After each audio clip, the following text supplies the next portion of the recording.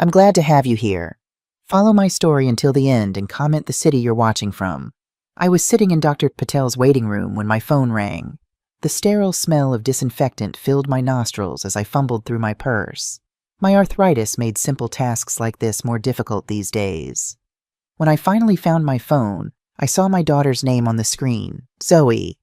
"Hello, sweetheart," I sassy said, trying to mask the surprise in my voice. Zoe rarely called me in the middle of the day. "Mom, we're going tomorrow," she said, her voice cold and unfamiliar. "I've sold your beach house and your truck. We needed the money." I felt as if someone had punched me in the stomach. For a moment, I couldn't breathe. "What did you say?" I managed to ask, my voice barely above a whisper. "Austin and I are going to Europe. We've got this amazing business opportunity that's going to make us rich. We sold your beach house and Dad's old truck to fund it." "But Zoe, that house, that truck, they're mine. You had no right. We've already transferred your share to your account. It's not much, but it'll help you get by for a few months. Gotta go. Bye." The line went dead, just like that.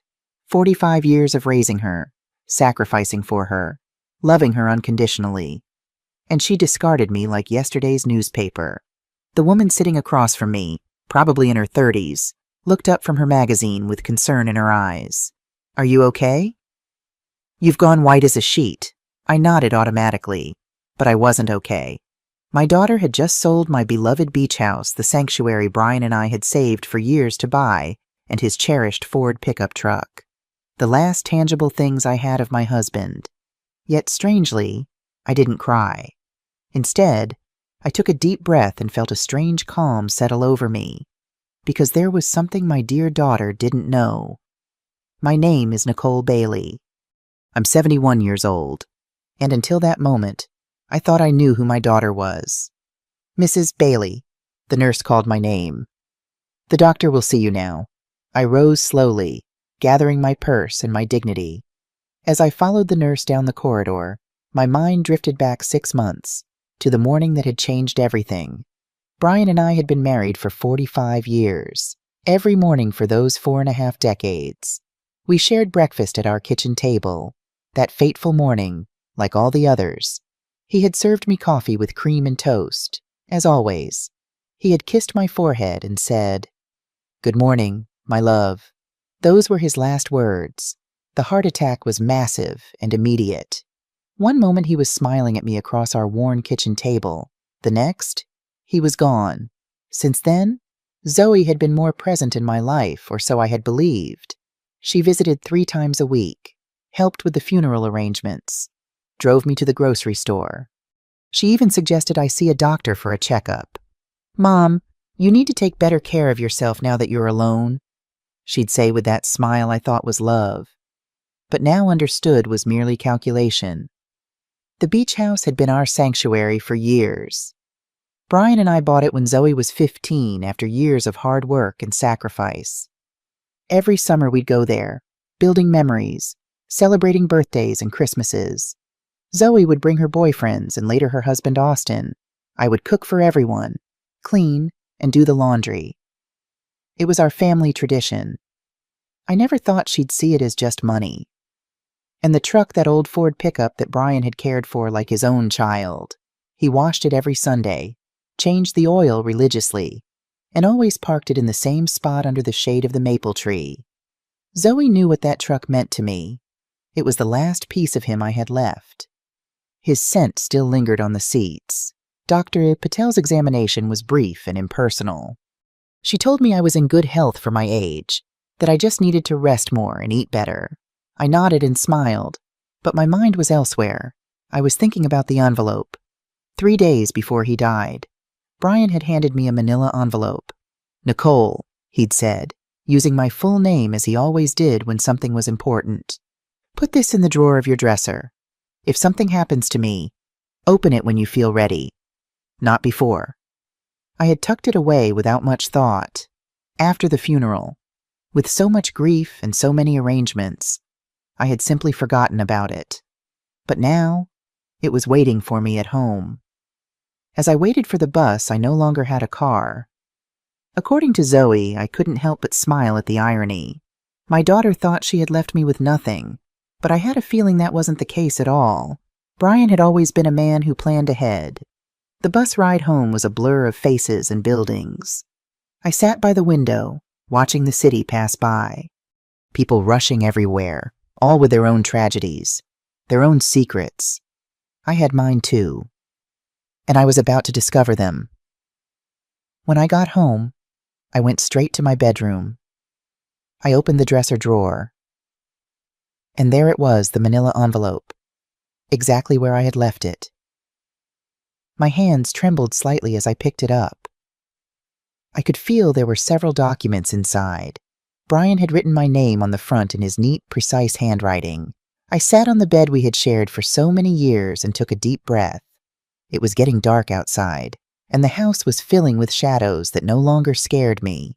I opened the envelope slowly, as if unwrapping a birthday gift. What I found inside took my breath away. There were legal documents, deeds, bank certificates, and a handwritten letter from Brian. My eyes filled with tears as I read his familiar script. My dear Nicole, if you're reading this, it means I'm no longer with you. Forgive me for not telling you everything while I was alive, but I wanted to protect you from worries. You remember how 30 years ago, my business partner Jack Reynolds tried to defraud me of our savings. After that incident, I made a decision to protect our family in a way that wouldn't put us at risk again. Over the years, I've quietly invested our savings in properties and businesses. We don't just have the beach house. We have 6 other properties, including the apartment building where Zoe and Austin live. We also have shares in 3 companies that are worth more than you can imagine.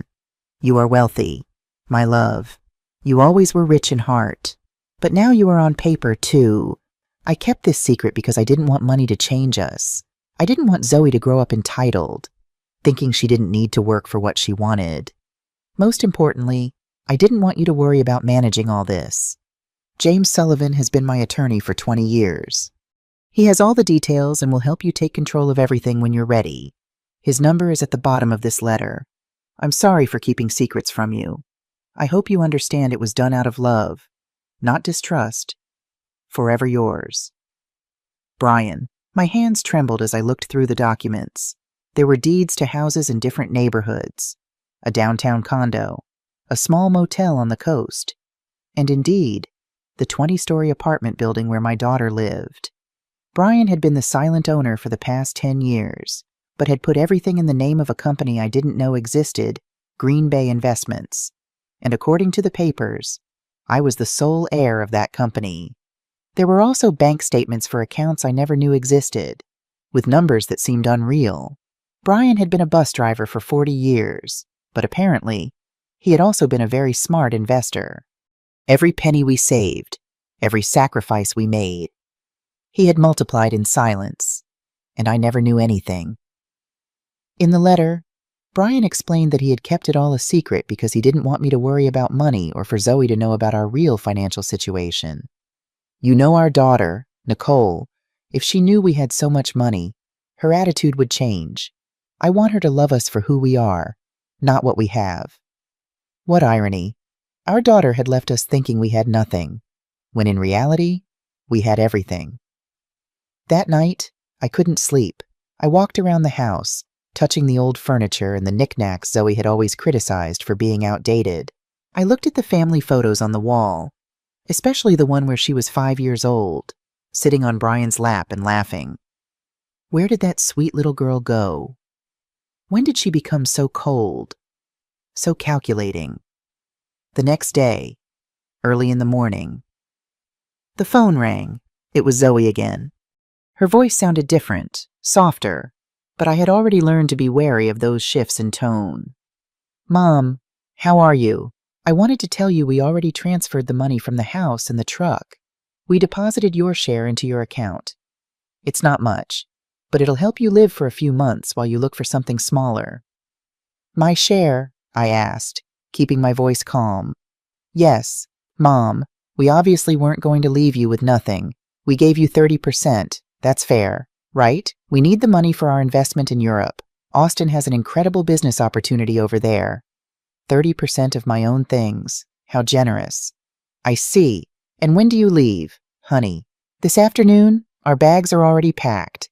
We'll be gone for at least 6 months, maybe more if the business goes well.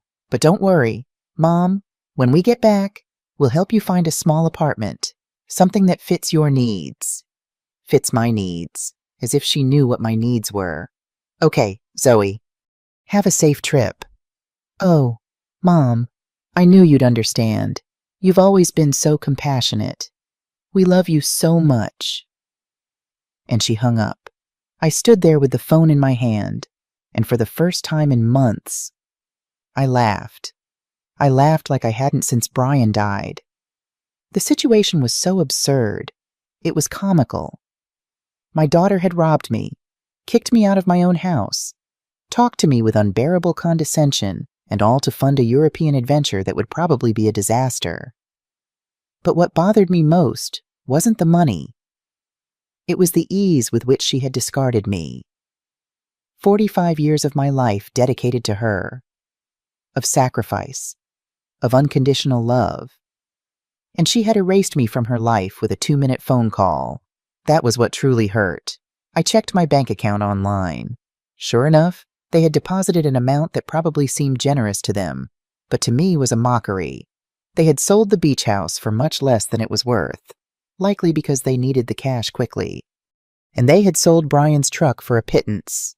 That afternoon, from my window, I watched Zoe and Austin load their suitcases into a cab. He was carrying 2 huge suitcases. She had a very expensive-looking carry-on bag.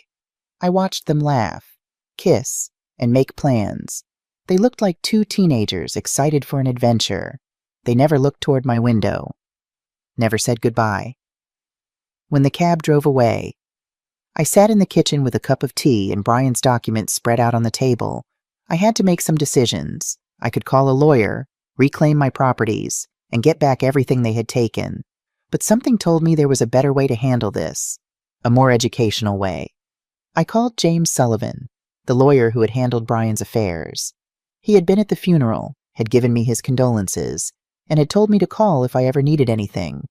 Well, now I needed him. Mrs. Bailey, it's good to hear from you. How are you? I'm doing well, Mr. Sullivan. I need to see you urgently. I found some documents from Brian that I don't quite understand. Of course, you can come to my office tomorrow morning at 9 a.m. I'll be there. That night, for the first time in months, I slept soundly. I dreamed of Brian. He was sitting in his favorite chair reading the newspaper, just as he did every Sunday. And when he saw me, he smiled and said, "It's about time, my love. It's about time you stood up for yourself." I woke up with a strange feeling. It wasn't exactly happiness, but it wasn't the sadness I had felt for so many months either. It was something like determination. For the first time since Brian's death, I had a clear purpose. I was going to get back what was mine, but not in the way Zoe expected. The next morning, I got dressed with more care than usual. I put on my burgundy dress, the one Brian always said made me look elegant. I fixed my hair and put on a little makeup. When I looked in the mirror, I saw a woman I hadn't seen in a long time. I saw a strong woman. Mr. Sullivan's office was downtown, in an old but elegant building with marble floors and large windows. The receptionist, a young woman with kind eyes, led me to his office immediately. He greeted me with a warm smile, but when I showed him the documents, his expression changed completely. Mrs. Bailey, this is much more than I imagined. Brian was a very smart man. Look, I said, pointing to the papers. According to these documents, I am the owner of... I know, Mrs. Bailey. I've been managing these investments for years. Brian and I set up everything very carefully. What I need to know is what I can legally do. Mr. Sullivan explained that everything was in order, that the documents were legitimate, and that I was the rightful owner of all those properties. He also confirmed something I had already suspected: the sale of the beach house was illegal because Zoe had no right to sell it. We can get the house back immediately, Mrs. Bailey, and we can also proceed with legal action against your daughter for fraud. No, Mr. Sullivan, I don't want to proceed with legal action. I want to do this another way. I want everything to remain a secret for now. Can you help me? He looked at me with curiosity, but nodded. Of course. You are my client. What do you need? I need you to discreetly get the beach house back. Do what is necessary to nullify that fraudulent sale. And I need you to help me gain real control of all my properties, especially the building where my daughter lives. I understand. It will be a process that takes a few weeks, but it's completely feasible. Perfect. And Mr. Sullivan, I need no one to know I am behind all of this. At least for now. When I left his office, I felt as if I had woken up from a very long dream. I walked through the downtown streets watching people, buildings, the life that was going on as normal.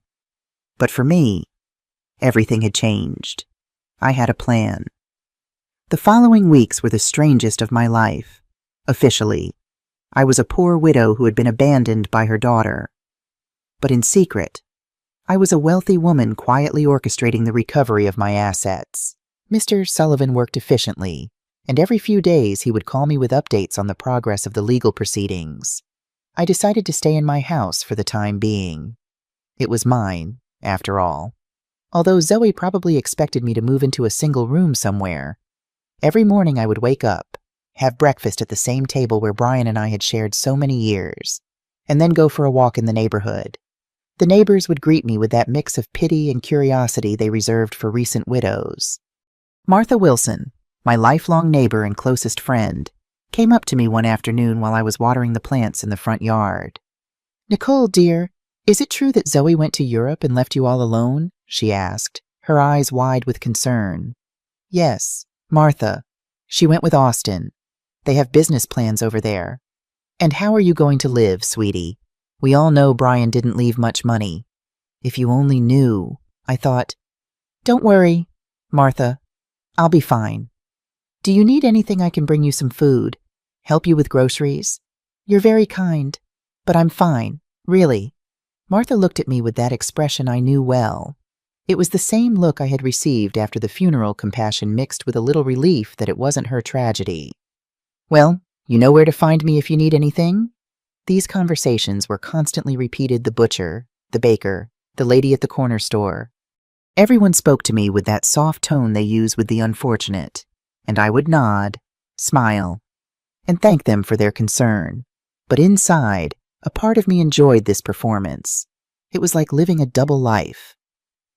Mr. Sullivan called me one Wednesday morning with unexpected news. "Mrs. Bailey, I've been doing some digging into your son-in-law's background. There's something you should know." "What is it?" "Austin Perry has a history we weren't aware of. He's been involved in several investment schemes that border on fraud. He's never been convicted, but he's been investigated twice for deceiving wealthy older women." I felt a chill run down my spine. "What do you mean?" "He seems to target women in their 60s and 70s who have substantial assets. He gains their trust, then convinces them to invest in his business opportunities. The money disappears, and so does he." "Are you saying my daughter married a con man?" "I'm saying your son-in-law has a very questionable past. I don't know if your daughter is aware of it." I sat down, trying to process this information. Was Zoe a victim or an accomplice? Had Austin been manipulating her? Or were they working together to take advantage of me? "There's more," Mr. Sullivan continued. "The business opportunity in Europe, it doesn't exist. At least, not the way they described it to you. Austin has been making inquiries about selling property in Spain, but nothing about starting a business. It appears they're using your money to buy a villa on the coast. A vacation home. They sold my beach house to buy themselves a vacation home in Spain. That's what it looks like. And Mrs. Bailey, the debts. Austin has a lot of debts. He's been taking out loans using the apartment they live in as collateral.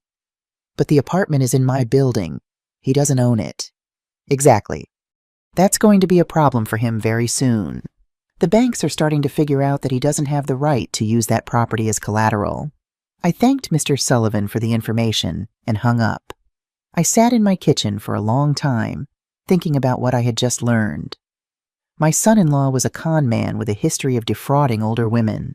Had he seen me as his next victim? Had Zoe fallen for his charm? Or was she knowingly part of his scheme? I remembered how quickly Zoe had changed after meeting Austin 4 years ago. She had always been career-focused, ambitious, working hard at her marketing job. Then suddenly, She was talking about quick money, investments, living the high life. She started wearing designer clothes, took expensive vacations, looked down on the simple life Brian and I had led. Was that Austin's influence? Or had that materialistic streak always been in her?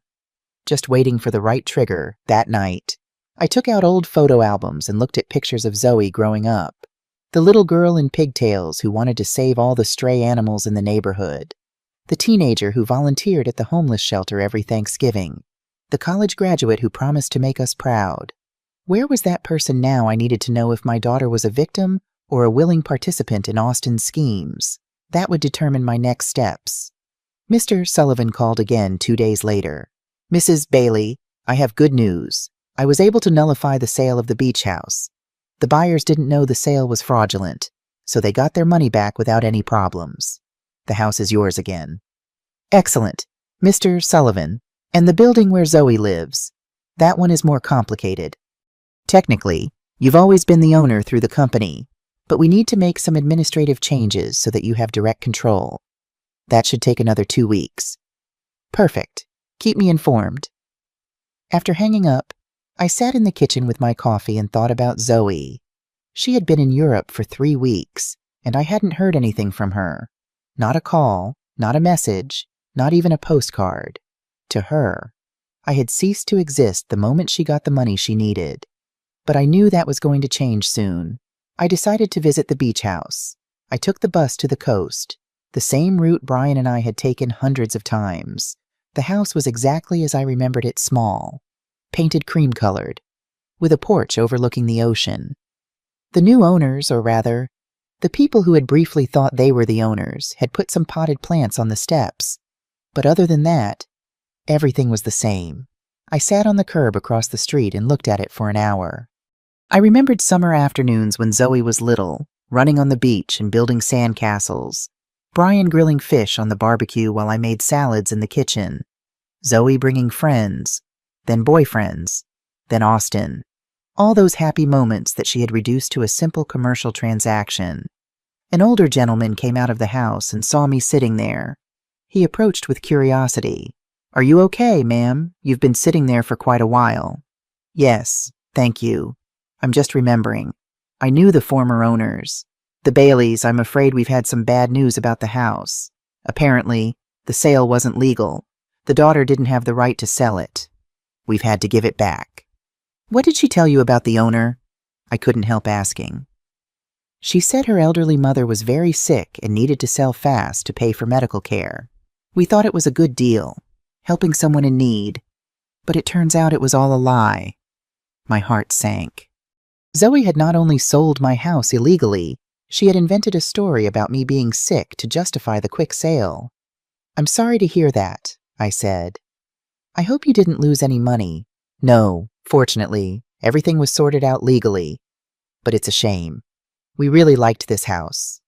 I left with a heavy heart. It wasn't just the money that hurt. It was the ease with which Zoe had lied about me. She had made up a story about my illness, used my supposed vulnerability to justify her actions. To her, I wasn't a person with feelings, but an obstacle that had to be removed. That night, I called Mr. Sullivan again. "Mr. Sullivan, I need you to help me with something else. I want to get Brian's truck back, too. That will be more difficult. Mrs. Bailey, the truck was in your name, but your daughter had a power of attorney that allowed her to sell it. How is that possible? Apparently, you signed that power of attorney a few months ago, after your husband's death. Don't you remember?" There it was the moment Zoe had started planning all of this. I vaguely remembered signing some papers she had brought me, telling me they were to facilitate the funeral and inheritance arrangements. I had been so confused by grief that I signed without reading. How naive I had been. "I understand, Mr. Sullivan. Is there any way to get it back?" "We can try, but it will be more complicated.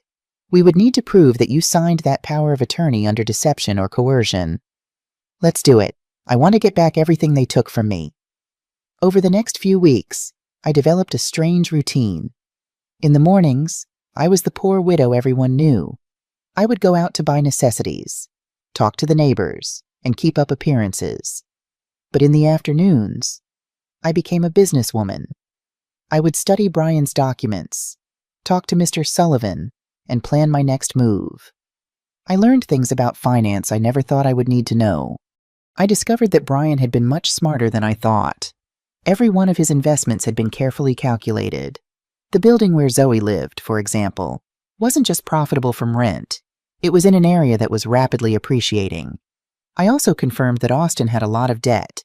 He had taken out loans using the apartment as collateral, not knowing he wasn't the real owner.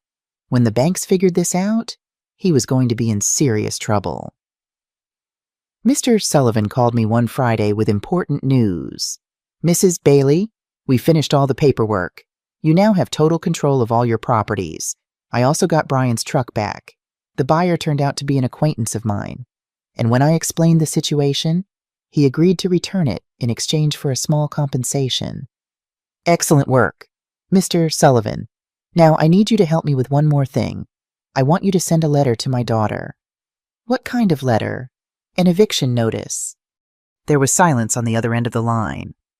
"Mrs. Bailey, are you sure you want to do this?" "Completely sure. She decided I wasn't important in her life. Now she's going to find out how important I really am." "I understand. Do you want me to send it to Europe?" "No. I want you to give it to her when she gets back. I have a feeling it's going to be very soon." I wasn't wrong. That same afternoon, Martha came running to my house with fresh neighborhood gossip. "Nicole, did you know that Austin is in trouble with the bank? My brother-in-law who works there told me they're investigating some loans he took out using the apartment they live in as collateral. But it turns out the apartment isn't his." "Really?"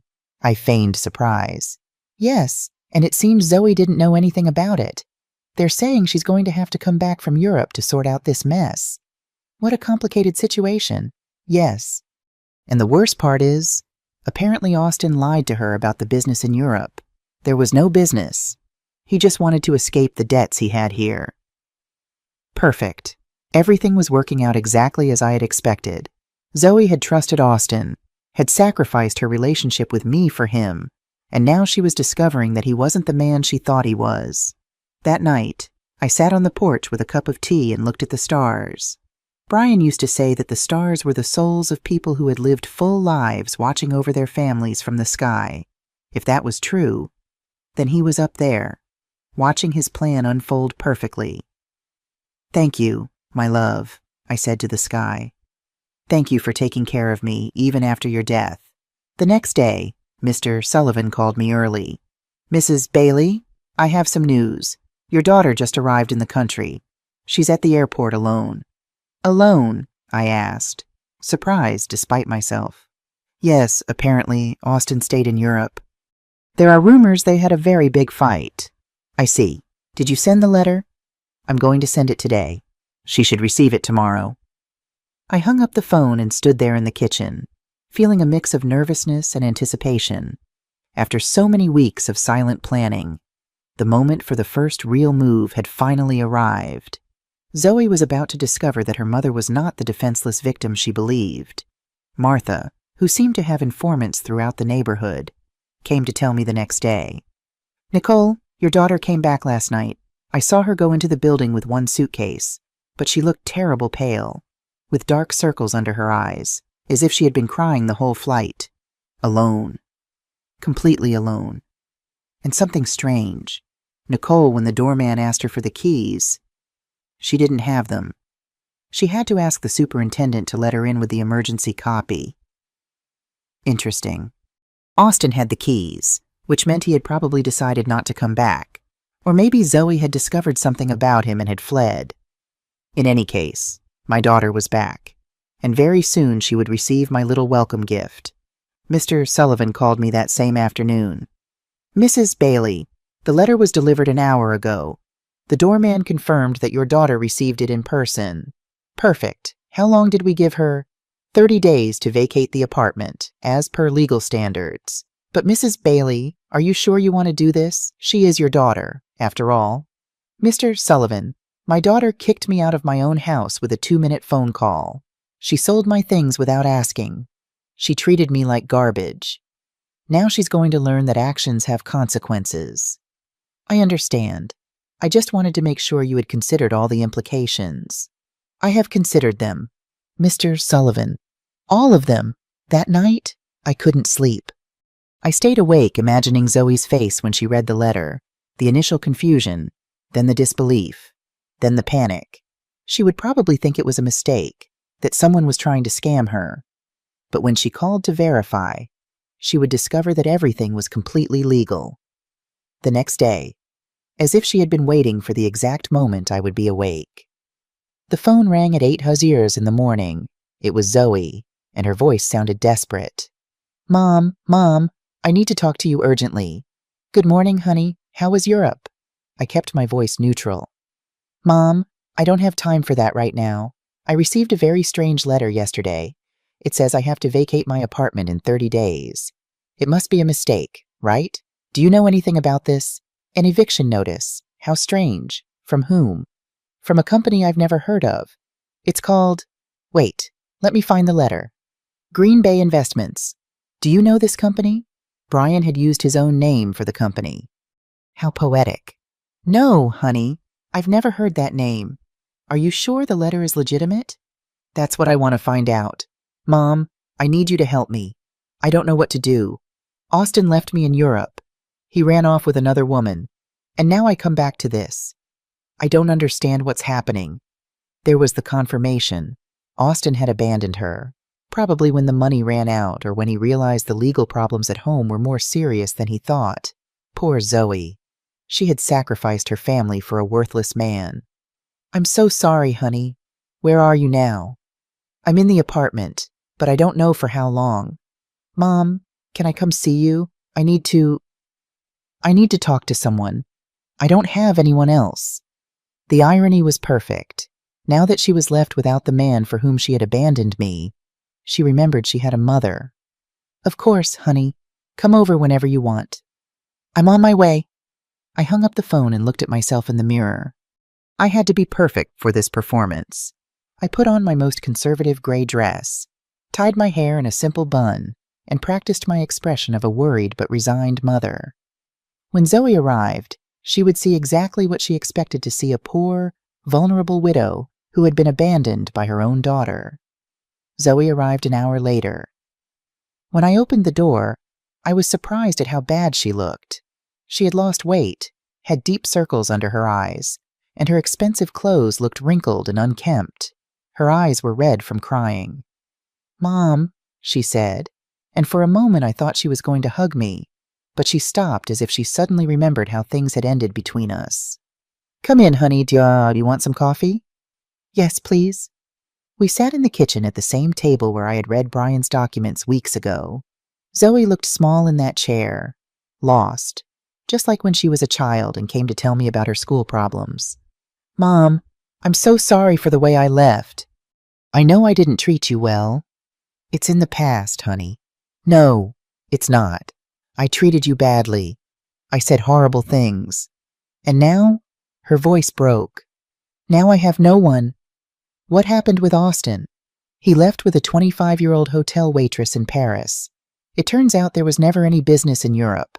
It was all a lie. He just wanted to escape the debts he had here and use the money from the sale of your house to fund his adventure.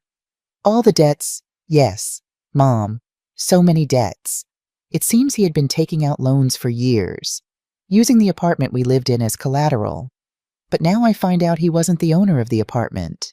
How is that possible? Here was my opportunity. I don't know, honey. Property matters are very complicated. The problem is that now the banks are coming after me for his debts. They say since we were married, I'm also responsible. And on top of that, this eviction notice. Mom, I don't know what to do. I don't have money. I don't have a job. I don't have anywhere to live.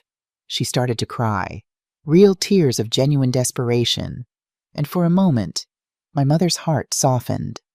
I wanted to hug her, console her, tell her everything would be okay. But then I remembered the coldness in her voice when she called me from the doctor's office, the ease with which she had discarded me, the way she had talked to me as if I were a burden. Did you talk to a lawyer about the letter? I don't have money for a lawyer. Mom, we spent all the money in Europe. Austin took what little was left when he ran off with that woman. So, what are you going to do? I don't know.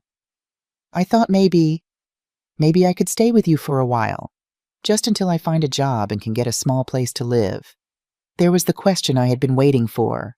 After kicking me out of my own house, after selling my things, after treating me like garbage, she now wanted me to rescue her. She wanted the poor widow she had created to save her from the consequences of her own actions. Of course, honey. This will always be your home. Zoe looked at me with surprise, as if she hadn't expected it to be so easy. Really, Mom. After everything that happened, you are my daughter, Zoe. That will never change. She got up and hugged me. It was a desperate hug from someone drowning and clinging to the only thing they could find. I hugged her back, too, but not with the unconditional love from before. Now there was calculation in my embrace. Strategy. Thank you, Mom. I promise I'll find a job soon. I won't be a burden. Don't worry about that now. Rest, recover, and then we'll see what your options are. Zoe left that afternoon to get some things from her apartment. I stayed in the kitchen, thinking about how easy it had been.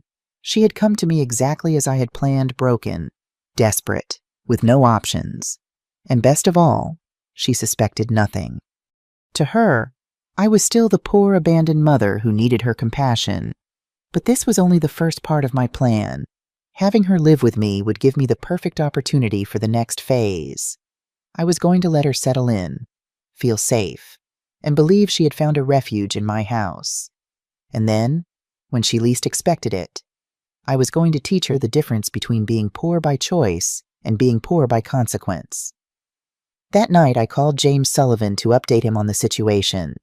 She's moving in with me tomorrow, I said quietly, making sure Zoe couldn't hear me from the guest bedroom. She's completely broken. And you're okay with this, Mrs. Bailey, after what she did to you? I paused, considering his question. Yes, she's still my daughter, but this doesn't change our plan. I want her to learn a real lesson. I understand. I'll continue with the legal proceedings regarding Austin's debts. The banks are starting to ask serious questions. Good. Keep me informed. When I hung up, I walked through the living room and noticed light coming from under the guest room door. Zoe was still awake, probably worrying about her future. Part of me wanted to go in and comfort her, tell her everything would be all right, that she was richer than she knew. The other part reminded me why we were here in the first place. The next morning, Zoe moved in with 2 suitcases and a cardboard box. Her designer clothes and expensive accessories looked strangely out of place in the modest bedroom she'd grown up in. I couldn't take much, she explained, placing a framed photo of her and Austin on the nightstand. Most of our stuff was still in storage when we left for Europe. She paused, looking at the photo, then turned it face down. I won't be needing this anymore. As I helped her unpack, I noticed how little she had that wasn't flashy or impractical designer dresses, high heels, jewelry, but barely any everyday clothes suitable for job hunting. Mom, I found this in the apartment, she said suddenly, showing me a manila envelope. It was among Austin's things. It has your name on it. My heart raced when I saw it. It was another one of Brian's envelopes, but different from the one I'd found in my dresser. This one was smaller, newer, with my name written in the same familiar handwriting. My name. How strange. Yes, look. She showed me the envelope. Maybe Austin found it among Dad's things when he died and forgot to give it to you. It's possible, I said as he said, maintaining my composure. Can I see it? I opened the envelope in her presence. Inside was a short letter and a small key. The letter read Nicole. If you're reading this after having received the main envelope, it means our daughter is going through a difficult time. This key opens a safety deposit box at First National Bank, downtown branch. The number is 247. There is something there that can help you help her, but use it wisely. With eternal love, Brian. Zoe read the letter over my shoulder. A safety deposit box. Dad had a safety deposit box. I had no idea. I didn't either, I lied. Your father never told me about this. Do you think we should go see what's in there? I don't know, honey. Maybe it's better to leave things as they are. But Mom, maybe there's something important in there. Documents or, I don't know, maybe something valuable that can help us. The desperation in her voice was palpable. Zoe was clinging to any possibility of finding a way out of her situation, and I was going to let her cling a little longer before I showed her the complete reality. "Okay," I said after a calculated pause. "We can go tomorrow." That night, Zoe and I had dinner together for the first time in months. She had cooked, trying to be useful, but the food tasted of guilt and desperation. She told me more details about what had happened in Europe, and each story was worse than the last. "Austin lied about everything. Mom," she said, pushing food around her plate. "Not just the business, but the debts, too. I thought he only owed a little bit of money, but it turns out he owes over $200,000. And the worst part is, he used my name for some of the loans without me knowing. How is that possible? He forged my signature.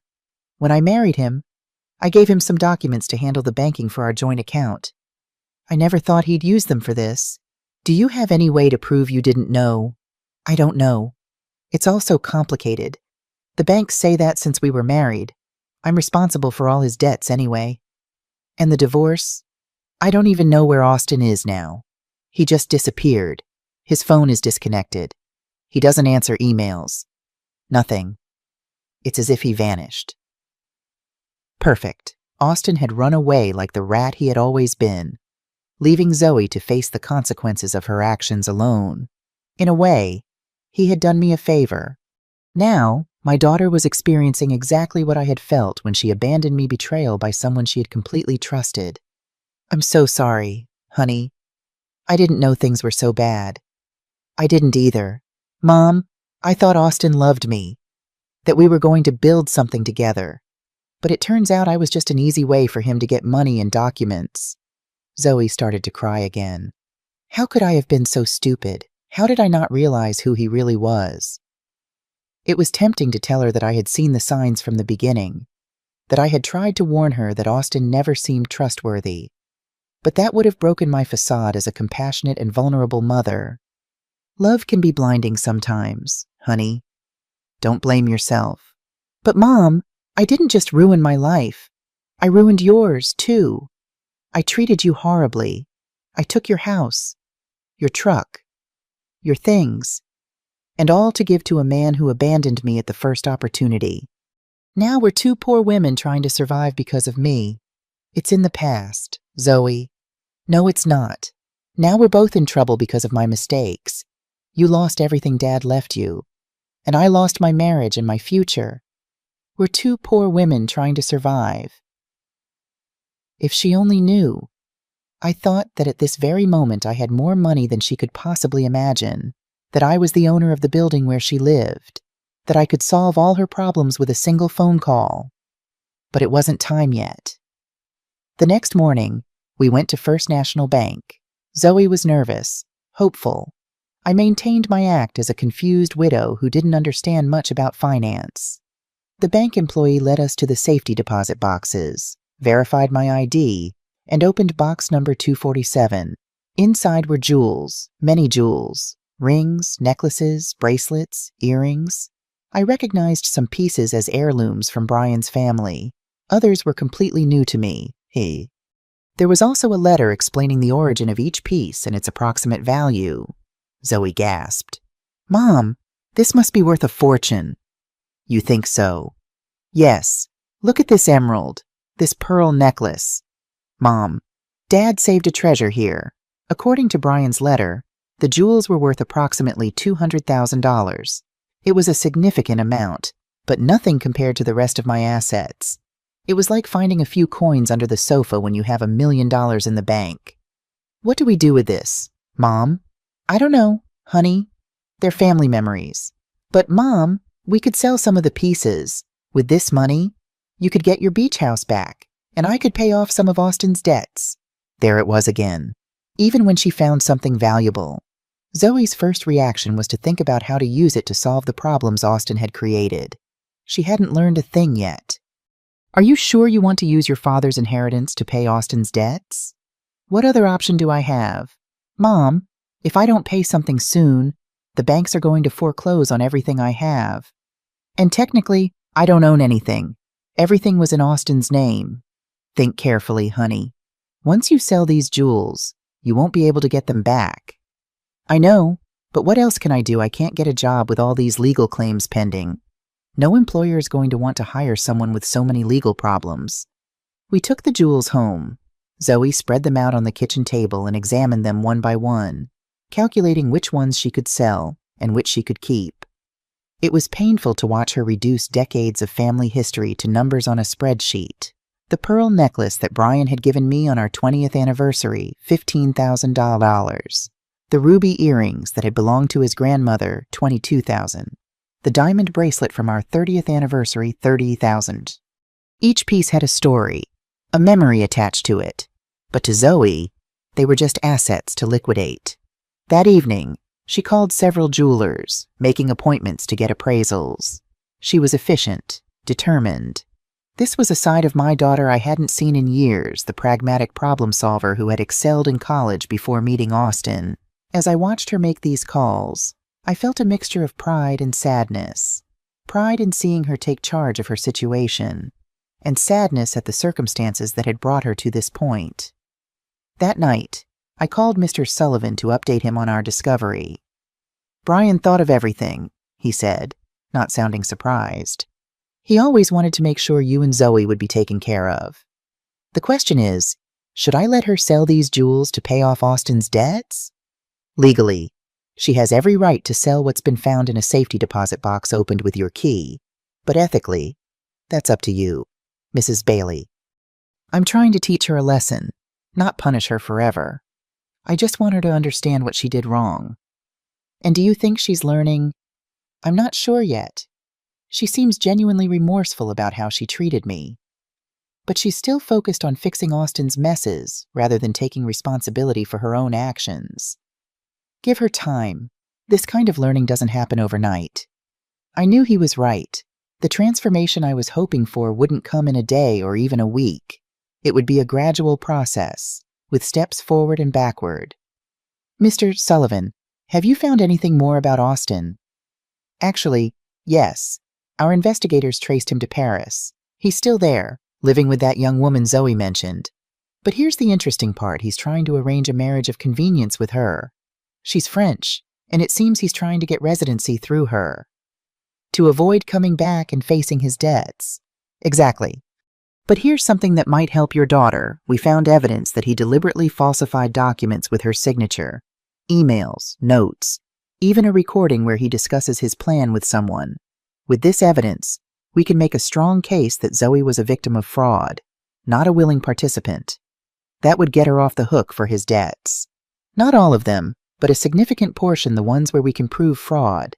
It would make her situation much more manageable. This was valuable information, but I decided not to share it with Zoe yet. She needed to go a little further in her journey of self-discovery before I revealed all my cards. Keep gathering evidence, Mr. Sullivan, but don't take any legal action yet. I'll let you know when the time is right. Mom, I got $180,000 for the jewels, Zoe told me one afternoon a week later, counting the bills on the kitchen table. It's less than I expected, but it's enough to pay off the most urgent debts. Are you sure you want to do this? I have no choice. If I don't pay something soon, they'll foreclose on everything. How ironic the situation was.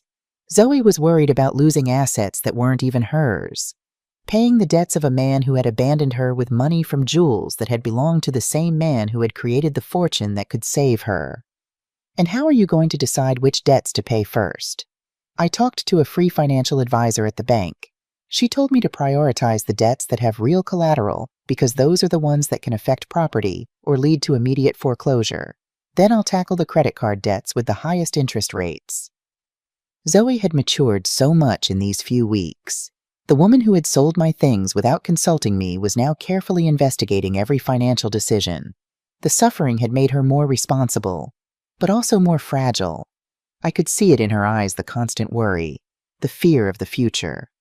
I'm also going to start looking for a job tomorrow, she said, organizing the bills into neat stacks. I can't keep living off you. Mom, take your time, honey.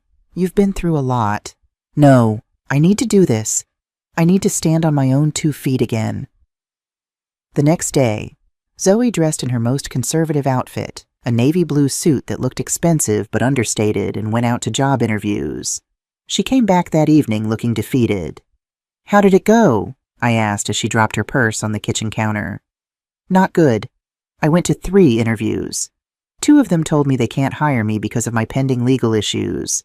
The 3rd one offered me a part-time job cleaning offices at night." "Cleaning offices. But you have a marketing degree. You were a brand manager." That was before Austin ruined my credit and my reputation. "Mom, do you know what it feels like to sit across from someone who's looking at your resume with interest and then seeing their expression change when they run a background check? It's humiliating. Are you going to take the cleaning job?" "I don't have a choice. It pays very little, but it's better than nothing. And I can work at night so I can keep looking for something better during the day." Seeing my daughter, who had lived a comfortable life for over 15 years, preparing to clean offices at night, broke my heart, but it also filled me with pride. She was finally facing reality without expecting someone else to solve her problems. "Are you sure you can handle so much physical work?" "I'll have to learn. I can't keep being a burden to you." "Mom, it's bad enough that you're letting me live here for free." "This is your home, Zoe." "No, Mom, this is your home, and I'm here because of your generosity. But I'm not going to take advantage of it forever." The next evening, Zoe left for her first shift at the cleaning company. She wore a simple uniform and carried a small bag with her dinner. She looked both nervous and determined. "I'll be back around midnight," she said as she left. Don't wait up, but of course, I did wait up.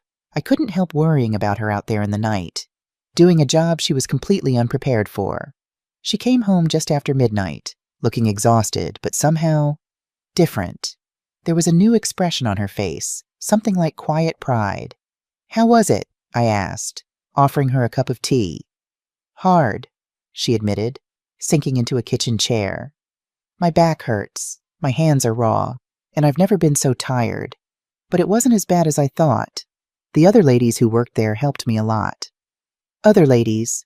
"Yes, most of them are older, in their 50s and 60s. One of them, Gloria Johnson, has been cleaning offices for 20 years. She took me under her wing tonight, showed me how to clean more efficiently, how to pace myself. That was kind of her. She's amazing. Mom, she started cleaning after her husband left her with 3 small children. She said it wasn't the job she dreamed of, but it gave her independence and dignity." Zoe sipped her tea thoughtfully. "She said something that made me think a lot. She told me there are 2 types of people who end up doing this job, the ones who are there because they never had opportunities, and the ones who are there because they ruined the opportunities they did have." She asked me which group I was in. "And what did you tell her?" I told her the truth, that I had all the opportunities in the world, a loving family, a good education, a stable home, and I ruined it all by following a worthless man. What did she say? She laughed and said, "Well, honey, then at least you know exactly why you're here. That puts you 1 step ahead of most people." Zoe smiled, a genuine smile that reached her eyes. "She's right. I know exactly how I ended up here, and that means I can find my way back." I nodded, surprised and moved by this insight. Perhaps this Gloria Johnson would be a better teacher for Zoe than I could ever be. Over the next 2 weeks, a routine developed. Zoe would look for regular jobs during the day, often facing rejection because of her complicated financial and legal situation. Then at night, she would go clean offices with Gloria and the other women. She would come home tired, but increasingly at peace. The physical work was exhausting, but it was honest. She was earning every dollar with the sweat of her brow, and that seemed to be healing something in her. One evening, she came home earlier than usual, looking excited. "Mom, Gloria asked me to help her with something special this weekend. Her daughter is getting married, and Gloria is organizing a small reception at her house. She asked if I would help her prepare the food and decorate the place." "That sounds nice. Are you going to do it?" "Yes, I want to. Gloria has been so kind to me, and she's paying me a little extra, which I really need. But what, honey?" "I feel strange about it. 3 months ago, I was planning to attend a wedding in Europe, wearing designer clothes, staying at a 5-star hotel, and now I'm excited about helping to cater a small backyard wedding for extra cash. Is that a bad thing?" Zoe thought for a moment. No, it's not. That's what's strange. I should feel humiliated, but instead I feel useful, like I'm doing something real for once. I smiled, recognizing a small but significant shift in her perspective. The old Zoe would have found such work beneath her. This new Zoe was beginning to find value in things beyond status and luxury. The next day, Martha came by for coffee, as she often did. Zoe was out job hunting, so Martha and I sat in the kitchen alone.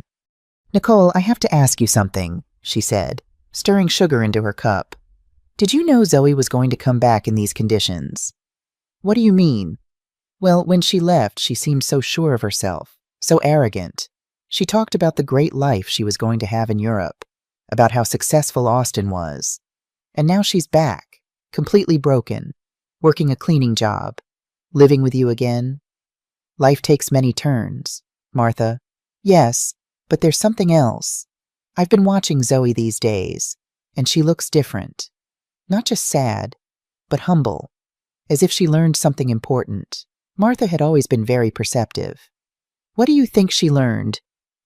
"I think she learned the value of the things she had taken for granted, like having a mother who loves her unconditionally." "Maybe." "Nicole, can I tell you something? When Zoe left and treated you so badly, many of us thought you would never forgive her. But here you are, taking care of her again, giving her a home when she has nowhere to go. She's my daughter." "Martha, yes, but not every mother would do what you're doing, especially after being treated the way you were treated. If Martha only knew the complete truth that I had the power to solve all of Zoe's problems, but was choosing to let her suffer a little longer so she would learn the full lesson." "Do you think I'm doing the right thing?" Martha considered the question carefully. "I think you're doing what a good mother would do. But I also think Zoe needs to fully understand what she lost when she abandoned you." "What do you mean?" "I think she needs to value you not just as the mother who rescues her when she's in trouble, but as the strong woman who built a stable life for 45 years. She needs to respect you, not just need you." Martha had hit the nail on the head. That was exactly the point of my entire plan. I didn't want Zoe to come back to me out of desperation. I wanted her to come back out of genuine respect and mature love. "And how do you think that can happen?" "I think it's already happening. I've seen her these past few days. Nicole, the way she talks to you now is completely different. She's no longer the daughter who gives you orders or treats you like a burden. Now she's a grown woman who is genuinely grateful to have a mother like you." That night when Zoe returned from her job, I saw her arrive tired, but with a new dignity. She had earned those few dollars with her own effort, and that meant something to her. "How was your day?" I asked as she washed her hands at the kitchen sink. "Hard, but not as bad as yesterday. I'm starting to get used to it." She sat down at the table, and I noticed she was holding something in her hand, a small paycheck. "My first week's pay," she said, looking at it with a mixture of pride and disbelief. "It's not much, but I earned every penny of it. I'm going to use it to start paying off the smallest debt. It's just a drop in the ocean, but it's something." I watched her carefully fold the check and put it in her wallet. This small gesture said more than any words could about how much she had changed. "Mom, I want you to know something," she said suddenly, looking up at me with clear eyes. "These past few weeks have been the hardest of my life, but also the most important. Why? Because I finally understand what really matters. It's not money. It's not living in the most luxurious apartment.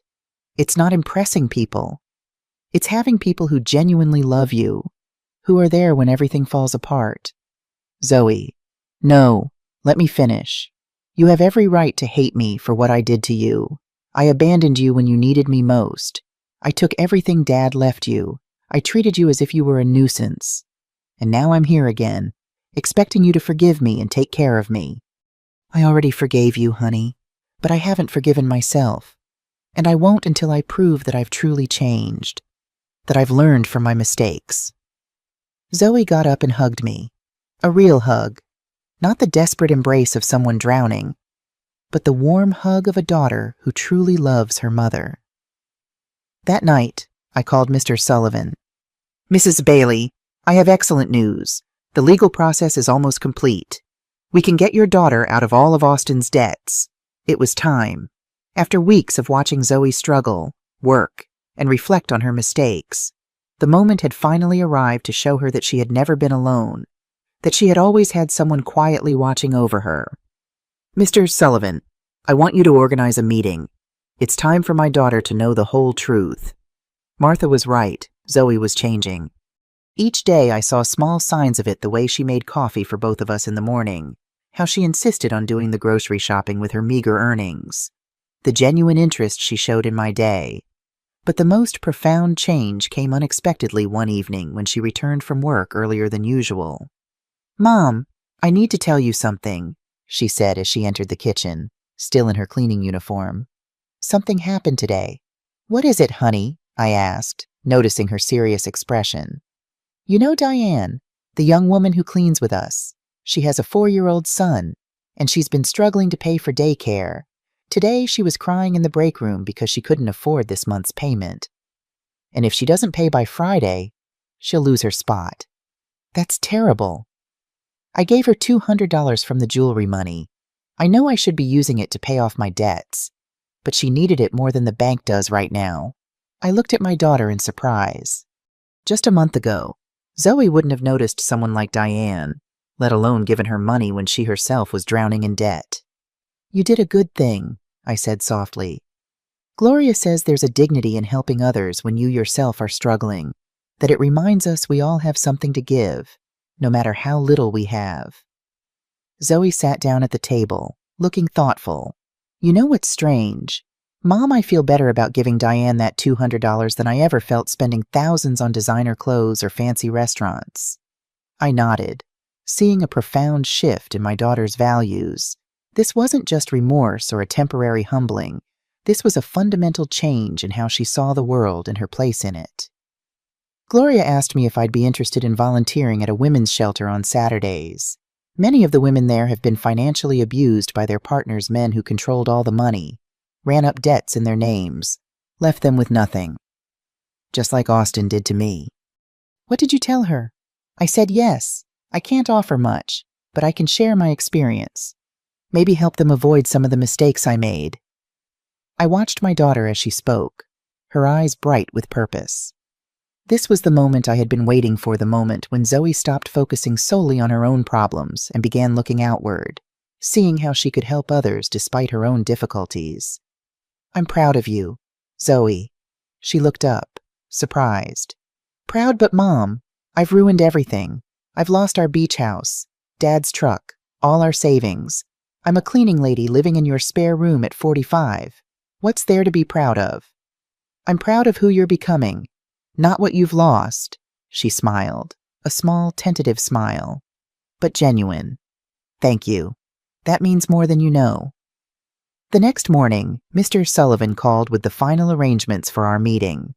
"Tomorrow at 10 a.m. in my office. I have all the documents ready. Are you certain this is what you want to do?" "Absolutely. It's time." "Very well. I'll see you both tomorrow." I hung up and went to find Zoe, who was cleaning the bathroom, a chore she would have found beneath her just months ago. "Zoe, I've made an appointment with a lawyer for tomorrow morning.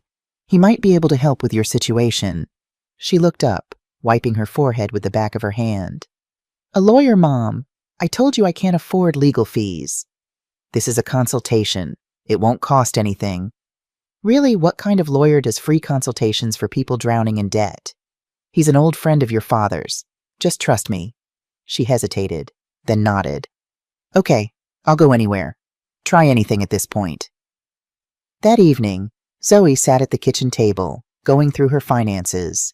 She had created a detailed spreadsheet of all her debts, payments, and the little income she was making. It was a depressing document, showing years of payments ahead with her current resources. "Even if I work 7 days a week cleaning, it would take me at least 5 years to pay everything off," she said, rubbing her tired eyes.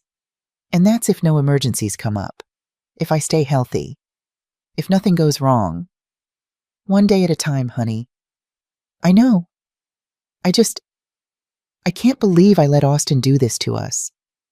I knew something wasn't right." But I wanted to believe him. I wanted to believe in the fantasy he was selling. We all make mistakes, but my mistakes hurt you. Mom, you lost everything because of me. I reached across the table and took her hand. We'll talk about all of this tomorrow, after the meeting with the lawyer. That night, I lay awake thinking about the next day. How would Zoe react to the truth? Would she be angry that I had let her struggle when I could have fixed everything immediately? Would she understand why I had done it? Would it change the lessons she had learned? It was a risk, but one I had to take. The time for secrets was over. The next morning, Zoe dressed in her best remaining outfit, a simple black dress that had once been part of her expensive professional wardrobe. She looked nervous. Do I look okay?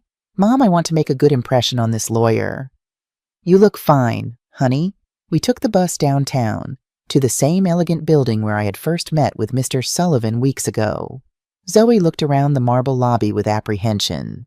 Mom, are you sure this lawyer is going to help us? This looks like a very expensive firm. Just trust me. When we entered Mr. Sullivan's office, he greeted us professionally but warmly. Mrs. Bailey, Miss Green, thank you for coming. Thank you for seeing us, Zoe replied, shifting nervously in her seat. Although I should warn you that my financial situation is very complicated, and I probably can't afford high fees. That's exactly what we're going to talk about, Mr. Sullivan said, exchanging a look with me. But first, I need you to review these documents. Mr. Sullivan handed Zoe a thick folder. She opened it and began to read, her expression gradually changing from confusion to surprise to shock. I don't understand, she said, looking up at Mr. Sullivan, then at me. These documents say that Austin forged my signature, that there is evidence of fraud, that I am not responsible for the debts. That's right, Mr. Sullivan replied calmly. We have been investigating your case for the past few weeks. We found enough evidence to prove that you were a victim of identity fraud. But how is that possible? Who paid for this investigation? I don't have money for this. Mr. Sullivan looked at me. It was my moment. Zoe, there's something I need to tell you. What, Mom? I took a deep breath. After weeks of acting, I was finally going to reveal the truth. Your father left me more than you knew. Much more. What do you mean, Mr. Sullivan? Show her the other documents. Mr. Sullivan took out a second folder and handed it to Zoe. This time, the documents were the property deeds, the bank statements, the investment certificates, the entire fortune Brian had built in secret. Zoe read in silence for several minutes. Her face went through a complete range of emotions: confusion, disbelief, shock, and finally, comprehension. Mom, this says you are the owner of the building where I lived. Yes, and that you have other properties, bank accounts, investments. Yes, this means that when I sold the beach house, it was your house, and the sale was fraudulent. I already got it back. Zoe stared at the papers, trying to process the information. How long have you known this? Since the day you called me from the doctor's office. You knew all this when I came back from Europe asking for help. Yes. You knew you could solve all my problems when you saw me crying every night. Yes. There was a long, tense silence. Zoe closed the folders and looked directly into my eyes. Why, Mom? Why did you let me suffer when you could have helped me? This was the question I had been waiting for weeks.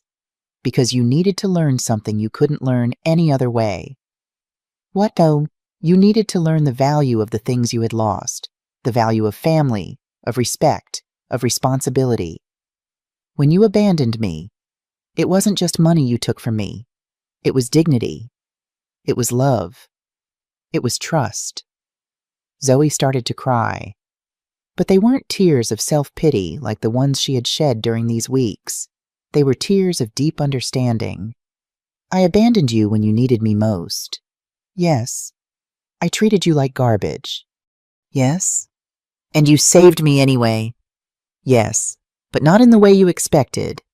I didn't save you by giving you money so you could keep making the same mistakes. I saved you by letting you hit rock bottom so you could learn to save yourself. Mr. Sullivan discreetly intervened. Miss Green, Your mother has paid all the legal expenses to free you from Austin's debts. She has also recovered all the properties that were sold fraudulently. You are completely free of legal problems." Zoe looked stunned. "All of them, even the ones where he used my signature, all of them?" Mr. Sullivan confirmed. "The evidence we gathered was conclusive. Austin Perry committed fraud, and you were his victim." Zoe turned back to me. "And the cleaning job I got. You can quit if you want," I sadly said. "But I hope you don't." "Why?" "Because that job is teaching you something you never learned when everything was easy. It's teaching you the value of your own effort, the dignity of honest work, the importance of valuing every dollar you earn." Zoe wiped her tears and looked at me with an expression I hadn't seen in years. It wasn't the look of a daughter who needs her mother, but the look of a grown woman who respects another woman. "Do you forgive me, Mom?" "I forgave you a long time ago, honey. The question is, can you forgive yourself?" "I don't know if I can. I did unforgivable things. People make mistakes. Zoe, the important thing is what we do after we recognize those mistakes." Mr. Sullivan left us alone in his office for a few minutes. Zoe and I sat in silence, processing everything that had happened. "Mom, I want you to know something," she finally said, her voice steady. "Even if you didn't have all this money, even if you were really the poor widow I thought you were, I would have learned the same lesson." "What lesson?" "That there is nothing more valuable than having someone who loves you unconditionally. During these past few weeks, the only thing that kept me sane was knowing I had a home with you, that no matter how much I had ruined my life, you were still my mother. That will never change. Zoe, I know, but I also know that I can never take that love for granted again. I have to earn it every day with respect, with gratitude, with actions, not just words." We left Mr. Sullivan's office with a completely new relationship. We were no longer mother and daughter united by blood and habit. We were two grown women who had chosen each other after going through the most difficult test imaginable. The following weeks were about rebuilding, but not the kind Zoe expected. Even though she now knew I had enough resources to solve all her problems, she decided to keep her night cleaning job. "Mom, I need to finish what I started," she told me one afternoon as she was getting ready for work. "I can't just go back to a comfortable life as if nothing happened. Are you sure you don't have to punish yourself forever? It's not a punishment. It's a way of remembering who I was and who I want to be now."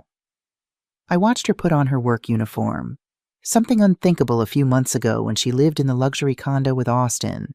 But there was something different in her posture, in the way she moved. She was no longer the broken woman who had arrived crying at my door. She was someone who had found dignity in honest work. Martha came to visit me that afternoon, as she had done every few days since Zoe had returned. "Nicole, there are some very strange rumors going around the neighborhood," she said, sipping her tea. "What kind of rumors? People are saying that you're not as poor as we all thought. Someone saw Zoe leaving a very elegant lawyer's office downtown, and then they saw her paying off all her debts at the bank.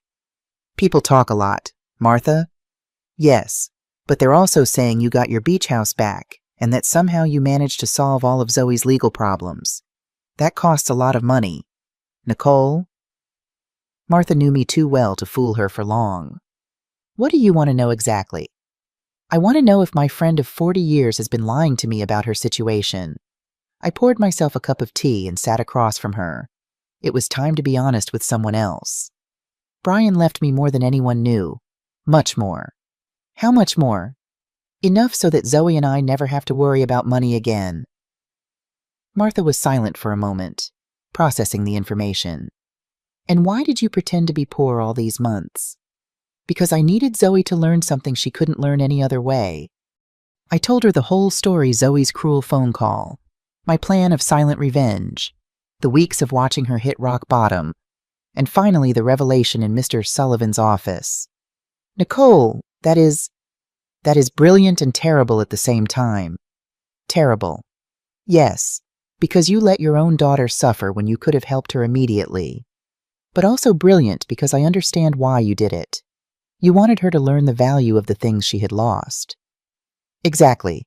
If I had simply given her money to solve her problems, she would have learned that there's always someone who will rescue her from the consequences of her bad decisions. But Nicole, didn't it hurt you to see her suffer? Every day. Every night I saw her crying. Every morning I saw her get up to go to work tired and defeated. But I knew that if I rescued her too soon, she wouldn't have learned the full lesson. And do you think she learned it? Look for yourself. Zoe knows that she now has access to enough money to live comfortably, but she chose to keep her job. She knows she can move to a better place, but she decided to stay here with me. She knows she doesn't have to worry about the debts, but she's using her own savings to help other women in similar situations. She's helping other women. Yes, she became friends with the ladies she works with, and is using some of the money she earned cleaning offices to help a coworker who is having trouble paying for her son's daycare. Martha smiled. That's not the Zoe who went to Europe? No, it's not. This Zoe understands that money is a tool, not a goal. She understands that dignity comes from work and respect, not from material possessions. That night, when Zoe returned from work, she found me reading in the living room. Mom, I have to tell you something. Today, Gloria asked me if I was the daughter of that rich lady from the north side of town. What did you tell her? I said yes, that you have enough money for me not to have to work. And do you know what she asked me next? She asked me why I was still working. So I explained that it was because I need to prove to myself that I can stand on my own 2 feet. And what did she say? She laughed and said, Honey, that's the difference between being rich and acting rich. Your mom taught you how to be truly rich. Gloria is very wise. She is, and she made me understand something important. It's not about the money you have, but about how you use it and how you relate to it. Zoe sat down with me on the sofa. Mom, I want you to know that I've made a decision. I'm going to keep living here with you, but not as a daughter who has come back home to her parents. I want to stay here as a grown woman who chooses to share her life with her mother. What's the difference? The difference is that I'm going to pay my share of the expenses. I'm going to contribute to the upkeep of the house, and I'm going to treat this relationship as a partnership between 2 independent women who love and respect each other. Zoe, you don't need to. Yes, I do. Mom, I need our relationship to be different from what it was before. I was a daughter who took her mother's love and care for granted. Now I want to be a grown woman who values and takes care of the most important relationship in her life. And your job? I'm going to keep working, but not necessarily cleaning offices forever. I want to go back to school. I want to prepare myself to do something more meaningful with my life. But I want to do it step by step, earning every opportunity. Do you have any idea what you want to study? Yes, I want to study social work. These past few weeks have taught me how many people are going through difficult situations without having anyone to support them. I want to use the resources we have to help other women who are going through what I went through. It was perfect. Zoe had not only learned to value what she had, but she had found a way to use her experience for something constructive. And what about Austin? If he comes back, Mr. Sullivan told me he was arrested in France for the fraudulent marriage. He's going to be deported soon. But honestly, Mom, I don't care anymore. That part of my life is over. You don't feel any resentment. No, Austin did me a favor without even knowing it. If he hadn't abandoned and betrayed me, I never would have hit rock bottom. And if I had never hit rock bottom, I never would have learned to truly value what I have. That night, for the first time in months, I went to bed completely at peace. My plan had worked perfectly. Zoe had not only learned the lessons she needed to learn, but she had emerged from the experience as a stronger, wiser, and more compassionate person. Brian would have been so proud. 6 months later, our life had found a new balance that neither of us could have imagined before. Zoe finished her first semester of social work studies with excellent grades, and I decided to use some of my resources to establish a foundation to help women in situations of domestic violence and financial abandonment. Mom, the letter from the university arrived, Zoe said one morning, coming into the kitchen with an envelope in her hands. I was accepted into the master's program. I start next semester. That's wonderful news. Honey, congratulations. But Mom, I want you to know I'm going to pay for it with my own savings. I've been saving money from my new job at the city's social services department. The salary wasn't high, but she had learned to live with the essentials and to value every dollar she earned.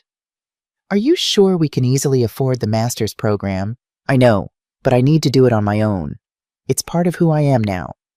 Martha came to visit that afternoon, as she had done every Friday for the past few months. She had become a confidant to both of us, watching our transformation with fascination. Nicole, I have to confess something, she said, pouring herself a second cup of tea. At first, I thought you were very cruel to Zoe. And what do you think now? Now I think you were the wisest mother I've ever known. Look at your daughter. Really. Look at her. It was true. The Zoe who was in the living room studying for her exams was completely different from the one who had left for Europe months ago. This Zoe had a serenity that came from within, a confidence that was based on her own achievements, not on material possessions. Did you know I saw Zoe at the grocery store yesterday buying vegetables for a family she's helping through her job? And when I asked her why she was using her own money instead of the government budget, she told me that some things can't be measured in official budgets. That night, Zoe and I had dinner on the porch, something that had become a tradition. It was our time to talk about the day, plan for the future, and simply enjoy each other's company. Mom, I received a very strange letter today, she said, cutting her salad. From whom? From Austin. My muscles tensed. Austin, he wrote to you from where? From prison in France. Apparently, he was sentenced to 2 years for marriage fraud. In the letter, he says he regrets everything he did and wants to ask for my forgiveness. And how do you feel about it? Honestly, I don't feel anything. No anger, no sadness, no desire for revenge. It's as if that part of my life happened decades ago, not months ago. Are you going to write back? No, not because I hate him, but because there's nothing to say. That Zoe who married him no longer exists. This Zoe has nothing to talk to him about. I was impressed by the maturity in her voice. The woman sitting across from me had developed an inner strength that came from hitting rock bottom and getting up on her own. Do you know what this whole experience taught me, Mom? That true love isn't the one that tells you what you want to hear. True love is the one that teaches you what you need to learn, even when it hurts. It's a difficult lesson to learn, but it's a necessary one. Austin told me what I wanted to hear. He made me feel special. He convinced me that I deserved a life of luxury without effort. You taught me that true wealth comes from hard work, respect, and genuine relationships. That night, after Zoe went to her room to study, I sat on the porch alone, looking at the stars, and thinking about Brian. I had promised him I would take care of our daughter, and I finally felt I had fulfilled that promise in the right way. I hadn't taken care of her by giving her money when she needed it. I had taken care of her by teaching her to take care of herself. I hadn't saved her by solving her problems. I had saved her by allowing her to learn to solve them on her own. The next day was Sunday, and we had planned to visit the beach house together for the first time since I had gotten it back. Zoe hadn't wanted to go before, saying she needed time to process everything that had happened. Are you ready? I asked her as we got into the truck. I think so. The trip was silent but comfortable. When we arrived, Zoe stood for a moment in the truck, looking at the house where we had spent so many family summers. It looks exactly the same, she said finally. Some things don't change, but others do.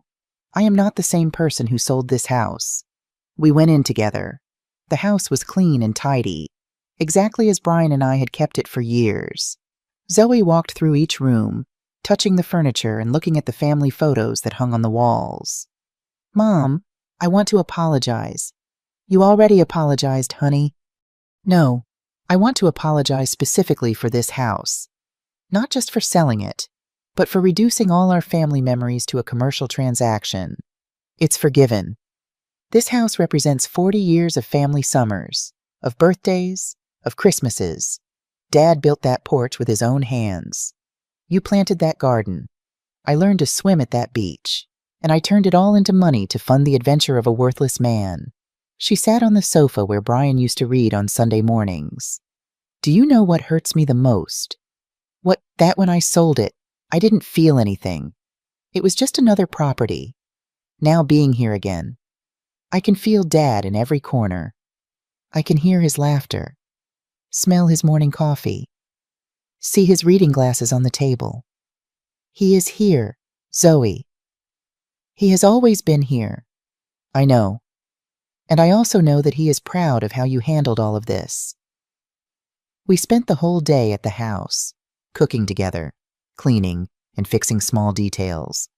It was like a ritual of reconnection, not just with the place, but with the values that place represented. When the sun began to set, we sat on the porch Brian had built, looking at the ocean. Mom, I have a proposal. What is it? I want us to turn this house into a temporary shelter for women who are leaving situations of domestic violence, a place where they can stay while they rebuild their lives. It was the perfect proposal. Brian would have loved the idea that his beach house would serve to help other families. I think that's a beautiful idea. Honey, we can use some of the foundation's resources to maintain it, and I can oversee the program through my job. Are you sure you want to turn our family sanctuary into that? Mom, the best sanctuaries are the ones that are shared. Dad always said that a house isn't truly a home until it opens its doors to other people who need love. He was right. Brian had always been generous with our home, inviting relatives, friends, and neighbors who needed a place to stay. We returned home that night with a new project and a completely renewed relationship. We were no longer mother and daughter united by obligation or need. We were two women who had consciously chosen to build a life together based on love, respect, and a common purpose. The transformation of the beach house into a women's shelter took several months, but it was a labor of love. We worked with architects to adapt the space while preserving its warm, homey feeling. We added bedrooms, expanded the kitchen, and created a common area where women could gather for support groups and activities. Zoe poured her heart into the project, applying everything she was learning in her social work program. She contacted local services, coordinated with police and hospitals, and created a network of support for the women who would come to stay with us. Martha became our first volunteer, offering to cook meals and teach cooking classes. Gloria joined as well, teaching practical skills and sharing her wisdom about starting over.